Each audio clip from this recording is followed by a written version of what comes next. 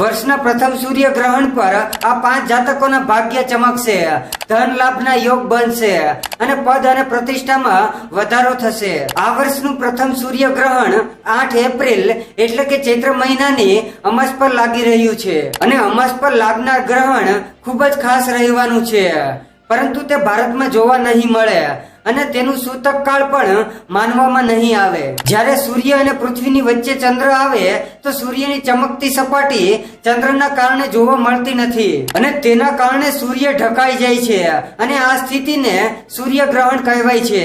અને સૂર્યગ્રહણનું ધાર્મિક અને જ્યોતિષ મહત્વ હોય છે અને વર્ષનું પ્રથમ સૂર્યગ્રહણની અસર 12 રાશિમાં પડશે. તેમાં કેટલાક જાતકોની શુભ અસર થશે અને કેટલાક જાતકોની અશુભ અસર થશે. તો આવો જાણીએ કે વર્ષના પ્રથમ સૂર્યગ્રહણ પર કયા જાતકોને લાભ થશે.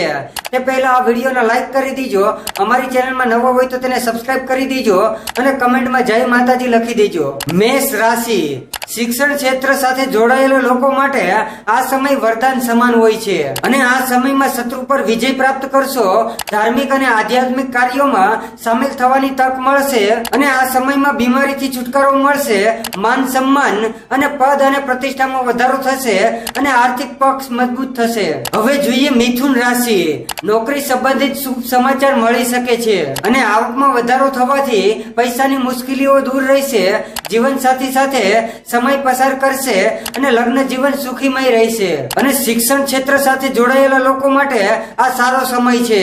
આ દરમિયાન રોકાણ કરવાથી પણ લાભ થશે અને સ્વાસ્થ્ય સારું રહેશે. હવે જાણીએ સિંહ રાશિ. અટવાયેલા કામ પૂર્ણ થશે, કાર્યક્ષેત્રમાં માન સન્માન મળશે, યાત્રાથી લાભ થશે, આવકમાં વધારો થઈ શકે છે અને તમારા દ્વારા કરવામાં આવેલા કાર્યની પ્રશંસા થશે અને દરેક કાર્યમાં તમને સફળતા મળશે. અને નોકરી અને વેપાર માટે આ સમય શુભ રહેવાનો છે. હવે જાણીએ કન્યા રાશિ વિશે. આ રાશિના લોકોને ધન લાભનો યોગ બની રહ્યો છે, જેનાથી આર્થિક પક્ષ મજબૂત રહેશે અને નોકરી અને વેપારમાં પ્રગતિના યોગ બની રહ્યા છે. મહેનત કરવાથી કાર્યમાં સફળતા જરૂર મળશે અને પરિવારના સભ્ય સાથે સમય પસાર કરશો.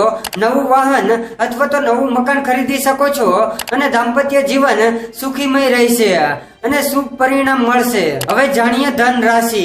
આ રાશિના લોકોને આર્થિક સમસ્યાથી છુટકારો મળી શકે છે અને માન સન્માન અને પદ અને પ્રતિષ્ઠામાં વધારો થઈ શકે છે અને તેની સાથે ધન લાભ થવાના પણ યોગ બની રહ્યા છે. ધૈર્યથી કામ લેવાથી સફળતા જરૂર મળશે અને કાર્યક્ષેત્રમાં બધા જ તમારી પ્રશંસા કરશે અને વેપારમાં પણ લાભ થશે અને જીવન સાથી સાથે સમય પસાર કરશો. જય માતાજી.